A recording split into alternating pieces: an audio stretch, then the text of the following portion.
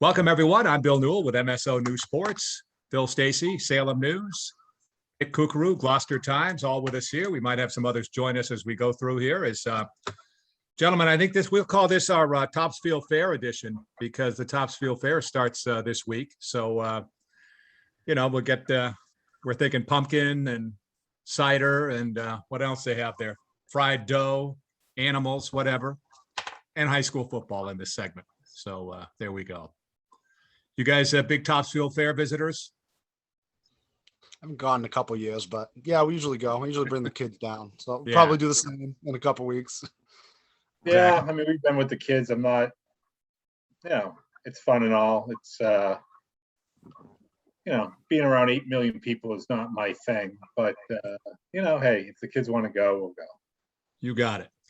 All right. On that exciting note and endorsement for the Topsfield Fair, we'll move on to some high school football here. Phil, I want to start with you. You look at some of these. Actually, let me go back big picture here. You look at your standings that you have in Monday's Salem News with the North and the South and the Northeastern Conference, and we could quibble. And I know when you play non-league, standings don't really mean all that much. I get that piece, but yet the North has a far better record than the South, for the most part.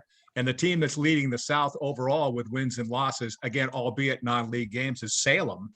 Yeah. I don't think anyone would have figured that piece out, but you go to that North, but you've got, obviously Marblehead, Danvers, all doing very well. Beverly with that big win Friday against Peabody. But, you look at the way they did Swampscott, I got to add them into that North.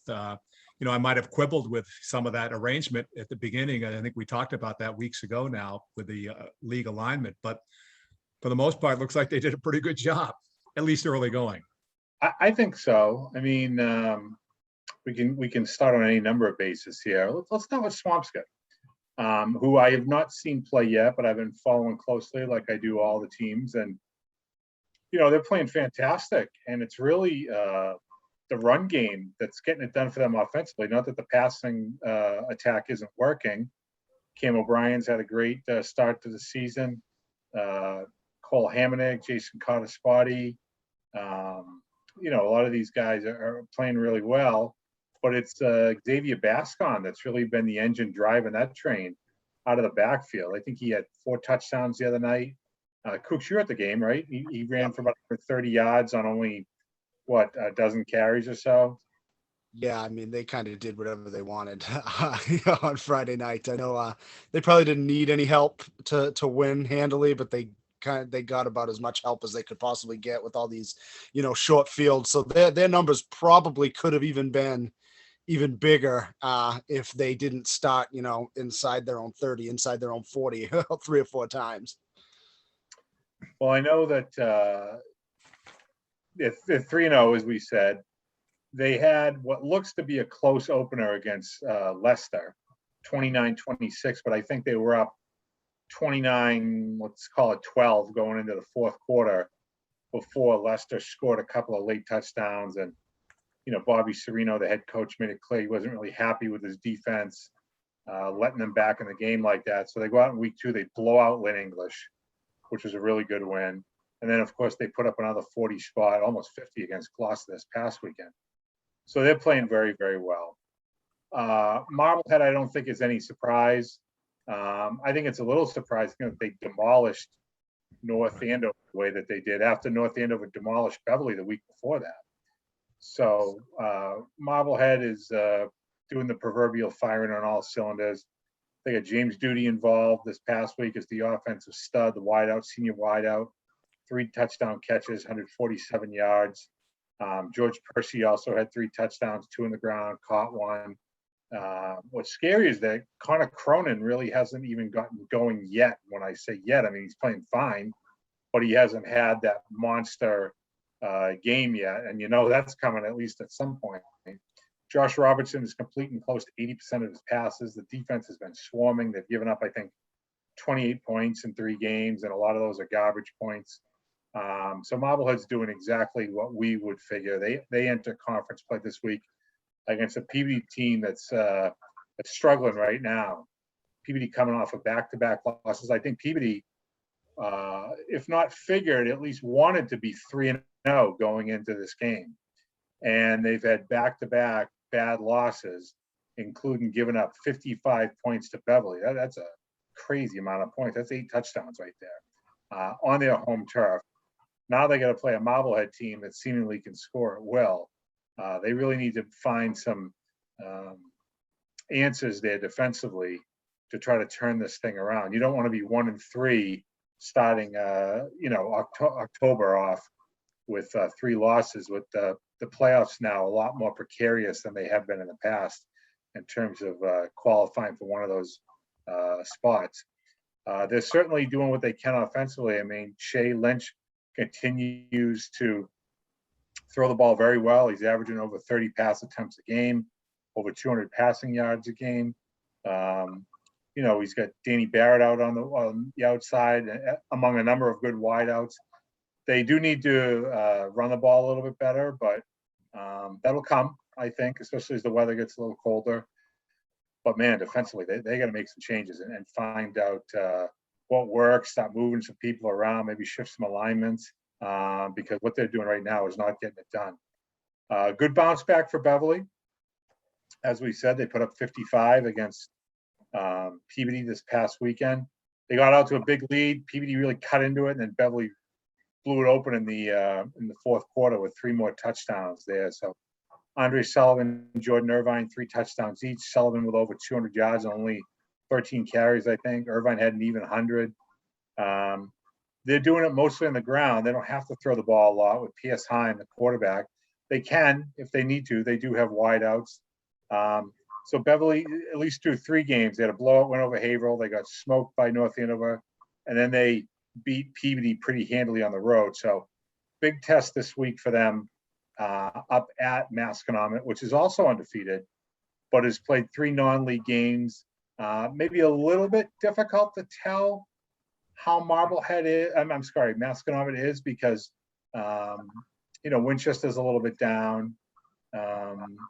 Trying to think who else they beat. Anyway, if they're 3-0, they're going great guns so far. Matt Richardson's been playing great at quarterback. Sam and Matt Nadworthy are playing really, really well out of the backfield. Dual threat guys. The defense has been spectacular. They have to be favored over Beverly this weekend at home. Where Beverly's already had a conference game, but Masco hasn't. You wonder how that plays into it. Masconomet will be tested probably. This will be their first big test, let's call it, against the conference from Beverly. Danvers 2-1, but they played great in losing to Reading the other night, 14-10. I think we can agree that Reading is perennially a top 10, top 12 team in the state. They have an excellent quarterback who threw the ball very well, but the Danvers defense held. They held a couple times inside their own 10-yard line the other night on drives that Reading was trying to put the game away. So I think they're looking for a little more balance offensively. They run downhill well. They just don't get those chunk yards that they're looking for. Again, still learning a new wing T offense. So it's going to come, but to win their first 2 non-leaguers and battle against a Reading team, play really good defense against them the other day, that bodes well as they head into conference play this week against Winthrop. And lastly, you want to touch on Salem. You mentioned, surprising 2-1. It is. I know that they really hope to be 3-0 going into this point of the season. In fact, they had a terrible loss to Chelsea at the start of the year, and I'm thinking, oh God, you lose to Chelsea.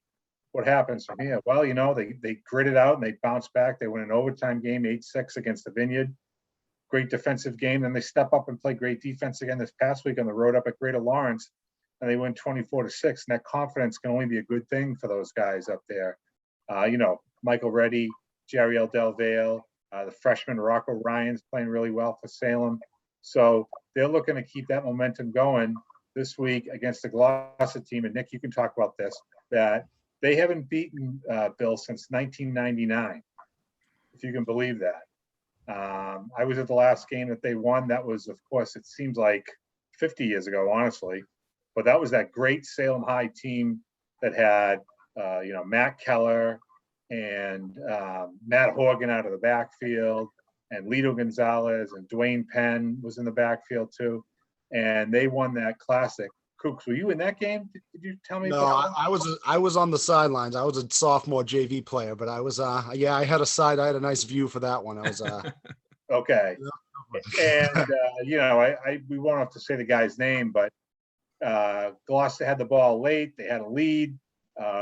Was quarterback fumbled. Salem got the ball back with about 2 minutes left. Drove down the field. Horgan scored his 4th touchdown of the game with like 8 seconds left, and Salem won 24-21. They clinched at least a share of the conference title that night. They won it outright the next week, and then they went on to win their only Super Bowl against North Attleboro in December. So that was the last time Salem beat Gloucester. It was a lifetime ago, really. So it's been 18 straight losses, and I don't know. I mean, you tell me, Kooks. Salem's 2-1, Gloucester's 0-3, and you might still say Gloucester could be a slight favorite, honestly. But Hey, before you answer that, if he had been in the game, Phil, that outcome might have been different. I think That we might can. have I think been we can. I think that might be. I probably think would it's have worth been thinking about. it probably would have been a 3-touchdown Salem win if that were the case, instead of having to score with under 10 seconds left. But but yeah, I mean, I guess I don't know who you say the favorite in this one. I mean, Gloucester has not looked very good, especially the last 2 weeks. They looked all right against Hamilton Wenham defensively the first week, but I mean, Malden Catholic and Swampscott really had their way with them the last couple weeks. Those games might have even been a little more lopsided than the score shows. It was running time the whole second half on last Friday, and there was running time the whole 4th quarter against Malden Catholic. But those are 2 good teams actually. Malden Catholic I thought was a lot better than I thought. Hamilton Wenham has proven to be a pretty solid team too. So they're a little more battle tested than Salem, even if they don't have the the record. But I don't think you can call they could get beaten by anybody at this point. I don't think you can put that game in as a shoe-in win for Gloucester at all. Salem's got a lot more confidence, you have to say, coming into this one. And that's kind of half the battle sometimes. They're going to come in, believing that they can move the ball, that they can get those stops. Maybe they can, but Gloucester has kind of owned them in recent years. I know even, on the down years, Gloucester's kind of, they had a 2-9 win. I think their only win was against Salem. So that's kind of been one that Gloucester's owned, and they have been more battle tested. They have played better competition. So, we'll see what they can do against a team that's a little more evenly matched this week, but they've kind of just been, kind of outmanned the last 2 weeks, and the results weren't all that surprising. So this is where it starts now. I mean, it's the conference season now, the NEC South opener, for both teams. So I think the playoffs are probably off the table for Gloucester at this point with 3 losses. I think they probably need to win out to even be a bubble team. But the conference schedule is, still there. I think, Peabody, even though they're off to a tough start, I think you still got to say Peabody's the favorite. And then I think, Gloucester, Salem, Winthrop, Saugus, all pretty even. Whoever plays better on that day will win those matchups. So we could see all 4 of them kind of beat up on each other. I was doing some research, Nick, just looking to see just how badly Gloucester had won their games against Salem during this stretch. And it's kind of crazy that they've had 11 shutouts in those 18 wins. I mean, that's a lot in a fairly short period of time, when you look at it that way. And Gloucester's 3 opponents that they've played, they're combined 8-1 so far. Yeah. Whereas Salem's, I think, is 2-6. So again, that's another thing to look at here. But again, none of that's going to matter when they play Friday night. Whatever happens in those 48 minutes is going to decide who emerges there. Obviously, stating the obvious there, Phil. But who's going to bring it? Who's going to? Is Gloucester going to be like, enough's enough?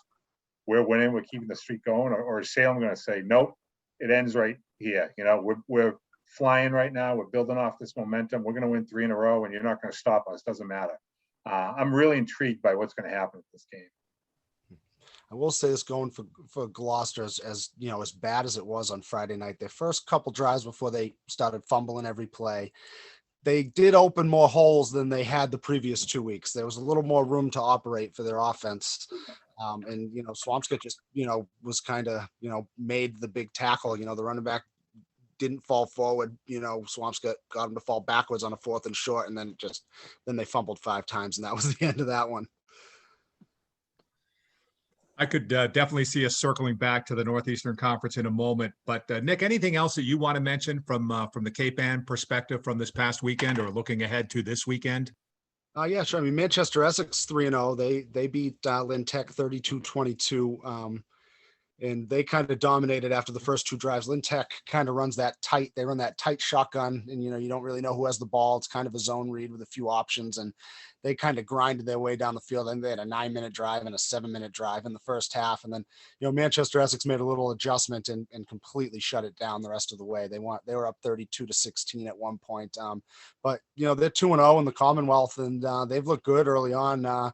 Brennan Twombly, junior quarterback, has 9 touchdown passes already, 4 of them to AJ Palazzola, who also has a kick return, a punt return, and an interception return for a touchdown. So, I mean, that combination has been tough to stop for everybody they played this year. And, they got Cathedral Friday night, which has usually been a really good game for them, a non-league game. They've been playing them pretty regularly for a while. I don't think they played the last couple of years, but Cathedral and Manchester have kind of been on each other's schedule for a while, and it's almost always a really good game, evenly matched. So, I'm expecting another nice non-league test for them on Friday. Yeah. Hey, Phil, we also had the Prep and Fenwick continue to win. They're both 3-0. Fenwick hosting St. Mary's on Friday night. The Prep playing Bridgewater Raynham. So 2 key games for these 2 clubs coming up this weekend. Yeah, I think St. Mary's is 3-0 as well. So what's usually already a fantastic matchup gets ratcheted up a notch or 2. I think I can't really speak to St. Mary's as much, haven't seen them and all, but with Fenwick, I think they've really been boosted by the return of Jason Romans to the program. Jason's an excellent athlete. He's the nephew of one Mr. Matthew Jenkins, which we've never held against him. But Jason is a terrific basketball player for Fenwick, been on the varsity since he was a freshman. Played football his freshman and sophomore years, decided not to go out in the fall 2 season this past spring.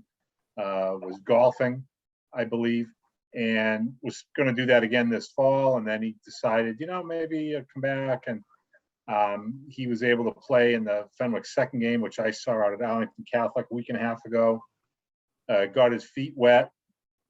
I think he had 4 catches for maybe 64 yards, and he blew open this week with another 4 catches, 140 yards, a couple touchdowns. So he's a big part of that Fenwick offense with Stephen Woods, the coach's son, running the show at quarterback, Troy Irizarry in the backfield.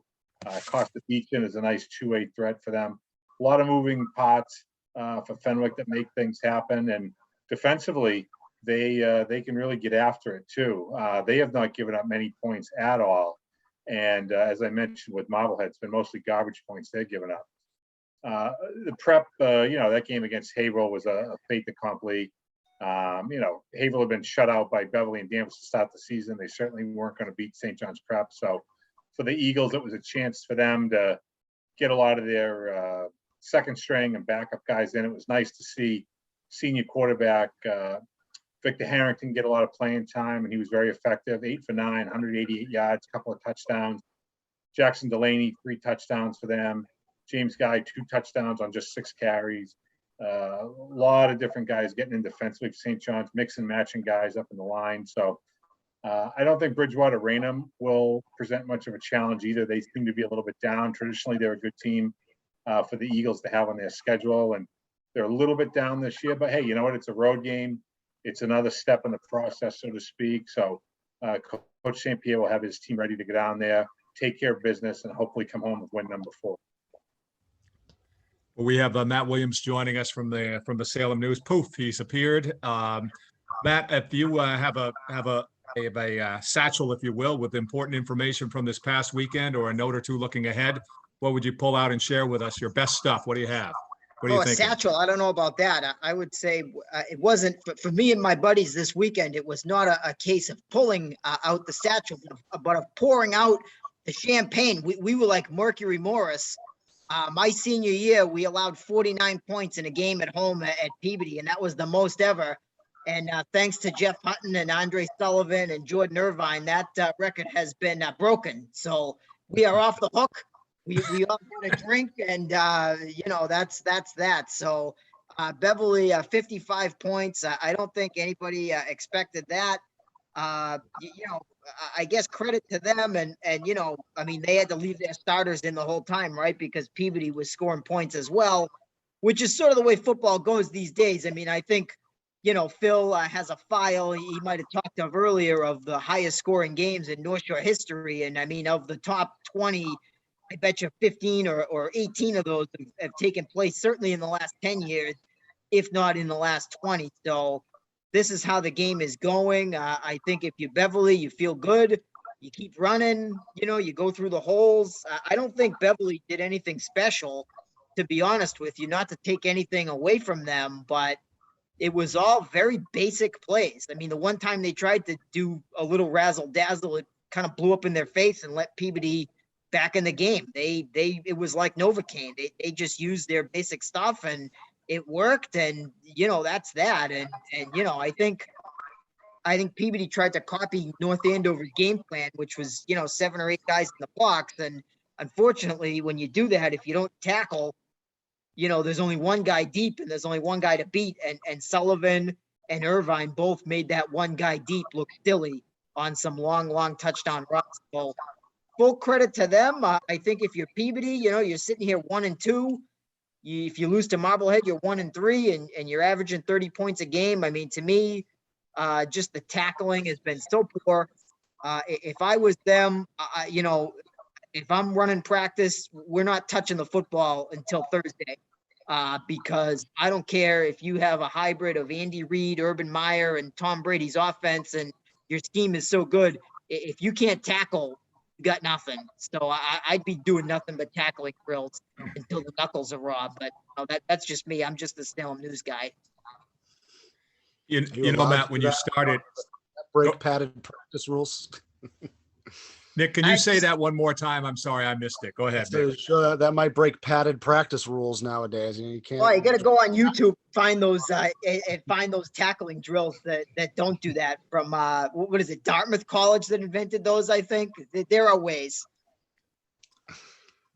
Matt, I did not know where you were going, being a tanner, kind of popping the champagne by giving up 55 points, but now I get it. It makes a lot of sense now. We're off the hook. Nobody wants to have played for the team that gave up the most points in history at home. So we're off the hook, and believe me, I'm not trying to poop on those guys who missed all those tackles Friday night.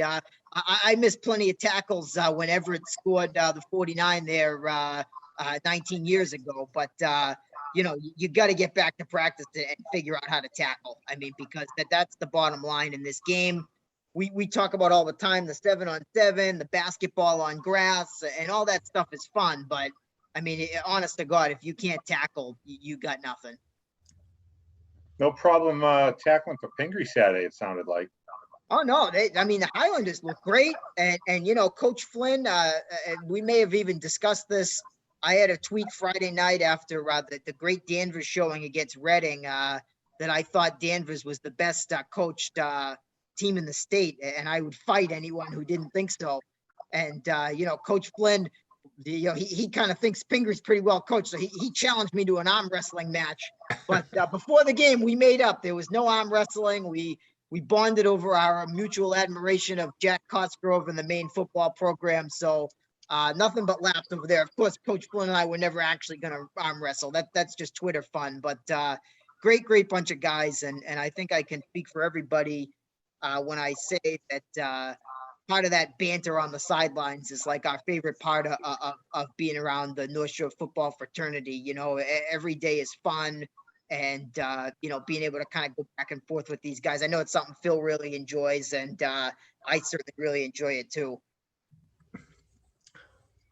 I wanted to follow up on the Danvers game because we looked at scores, and then I want to touch on Hamilton Wenham quickly one more time if we could. We touched on them very briefly, but I think we looked at games coming up. I think the Marblehead win was a statement win, as you pointed out, Phil, earlier. Did not expect that score. Reading coming to Danvers on Friday night. I figured if it was as close as the game ended up being, a 1-touchdown game, that was great for Danvers. That shows that they've really come along.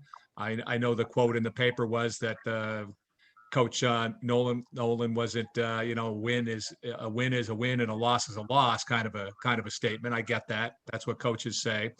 But that was a I'm gonna tremendous. say, I thought that was pretty clever. Friday nights, as Willie and Nick can both tell you, are crazy madhouse. Like once the game ends, that's like for us anyway, when the work really starts. Especially with no office to go to, we are just like going all out, trying to write, trying to collect other scores, trying to compile stats. It's pretty busy. So when I was able to think up that line, I think I said something like to Ryan Nolan, what did I say? A moral victory is like a guy who walks a fish, kind of thing. I thought that was somewhat clever on a Friday night at 10:45 p.m.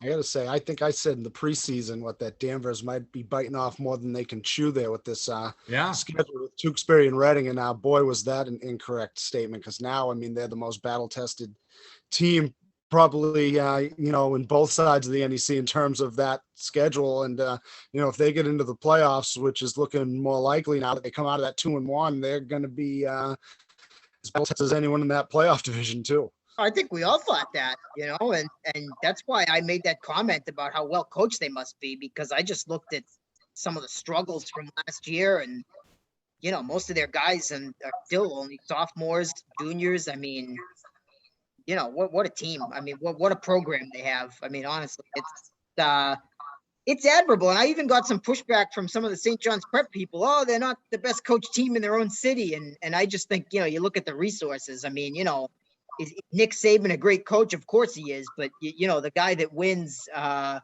the not Power 5 school is should get more credit than the guy that wins with all the advantages Alabama has, I guess was my point. I think just they got that, what I have to give all the credit to Coach Nolan is, they have that attitude now. They're tougher than most teams. Right. Back, going back when myself and Willie were playing, Danvers was, I had played on some Gloucester teams that had done that to Danvers. And that's kind of why, that rivalry was so lopsided, back 10 years ago. And now it's the reason why it's lopsided the other way, that Danvers is dominating it, because they're kind of the bully now. They're that team that is going to come out there with, that attitude and push you around. And, I mean, I like it. I like the way they play. Mm-hmm. It's true. You know what? I don't think, hey, if you have the skill, it's great. I mean, who doesn't love a guy who can throw 60-yard passes, or a back that can hit the edge and just take off running a 4.340? But I don't think, and I don't say this in a negative way, but I don't think they have spectacular athletes. I think they have a spectacular work ethic in the weight room, and they're buying what the coaches are selling, and they pour it out onto the field on Friday nights, and that's why it works for them. I think it's a buy-in attitude. It's about getting in the weight room, putting in the work, and then showcasing that on game nights. And that's why they're doing well. A lot like you guys. Really, it's the same thing what you guys do week after week, day after day. Hey, Hamilton Wenham, I had mentioned last week that I thought this would be an interesting matchup with them hosting Amesbury Saturday. It turned out to be a close game because Amesbury was coming in off a win. Now Hamilton Wenham wins. They're 3-0. They're up at Pentucket Friday night. Phil or Men, any thoughts on the Generals under veteran coach Jim Pugh? Yeah, I saw him on Saturday, and I want to ask actually. So Amesbury runs just a straight T offense, not a wing T, but like a straight T with a quarterback. Takes the ball. He's not in a pistol or a shotgun. He's taking the snap from the center, and there are 3 backs lined up behind him. Can you guys think of anyone else who runs just a straight T formation these days? Not these days. No, not exactly. No, I mean, I saw them against Swampscott 2 years in a row, and I remember the old linebacker Dylan January telling me that it felt like playing G.I. Joes because everybody's so close together, like with little action figures, And Go ahead. No, go ahead. I was going to say it's based on a lot of the wing tee with misdirection and counters. I mean, they're running blast and trap and belly and, the occasional sweep, but, there's no mystery to what they're doing. And hey, their coach, Colin McQueen's a real good guy. It's what works for them. And it's worked very well. I mean, they had won their opener. They controlled the ball a ton on Saturday.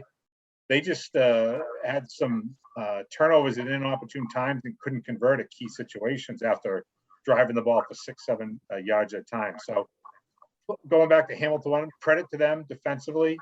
A lot of bend but not break scenarios. They get a first quarter touchdown, and then they get a really key fourth quarter touchdown from the captain, Chris Domaraki, to win that game 13-6. And, you mentioned veteran Coach Pugh. He likes what he's seen from this defense. They're not giving up a lot of points. They've won 3 games by 1 touchdown to start the year. Beaten Gloucester, beaten Amesbury, and then the week before that they beat, was it Watertown, Willie, the game you saw? Yes, that's right. Yeah, all by 1 touchdown. I think what they would like to see is a little more balance offensively throughout the game. They're still kind of looking for that consistency offensively. Again, not a team full of superstars. It's a ground and pound. They switch quarterbacks between John Ertl and Marcus Norton. Norton has a little more athletic talent, but I think Ertl is a tough kid who can catch those passes on the outside. He caught a touchdown pass from Norton the other day in the first quarter, a little 8-yard out, right on the goal line by the pylon there. And then Domaraki just pounded his way. I think he had 63 yards. He joked to me afterwards. He's like, "I'd love to be that guy who breaks the 30 or 40-yard runoff, but I'm a guy who, if I can get 4 or 5 yards of whack, that's good too." He's a fullback body. He's like 6'1", 205 pounds, but he fills the role of the tailback. Kind of flips roles with his brother Luke in that backfield. I know we've talked about him before, but Chris Collins, a sophomore, terrific defensive player. He's next to Chris, inside linebacker on that defense. I was really impressed with Kevin O'Connell. He's a senior for Hamilton, defensive end. Made 3 really big plays in the fourth quarter, including a 4th down sack. He's a kid who didn't come out for football as a junior after playing his first 2 years, decided to come back out. He's been a big difference maker for the Generals. So they're 3-0, going to play Haverhill up at, I think it's Trinity Stadium. I'm sorry, they're going to play Pentucket in Haverhill. Yeah. Stadium. And Pentucket is 2-1 to start the year, so really good test for HW. Be interesting to see how they do coming back home after that, if they're still undefeated or if they're going to have to find out a way to come back from their first loss. Guys, we have like 1 minute left. So I'll give Matt the first option to hand it off, or what, if you got any other final thoughts on sports this week. Brady Belichick. Yeah, I'll punt it. Big football week, that's for sure. A lot of good games at every level, high school, college, and the pros. Yeah, I think there are some people that are treating Brady coming to town like it's the moon landing. I think you got to relax a little bit on that. I fully expect Tampa Bay to probably win by at least 14 points. I mean, you never know. Certainly rooting for the Patriots, but the way they're coming off, both teams coming off a loss. I'm sure Tampa Bay's probably a little bit more better prepared to handle that than the Patriots are these days. Could get ugly, but hey, it'll make for good theater, right? Sunday night. Bad Nick, go ahead. Tampa Bay matches up pretty well with the Patriots, I think, even when the Patriots are playing well, and they obviously aren't right now. Luckily, they have an easy schedule because they don't look like anything close to a playoff team right now. Hey, how about Salem? You guys might have touched on this before I got on, but technically they're in first place. It's probably been a while since we could say that about Salem football. We did, yeah. And I have to watch it. We did talk, Matt, about them, but I am watching the clock and we got to go. But you're right, worth mentioning again. Thank you. All right, gentlemen, we'll talk again soon. See you guys.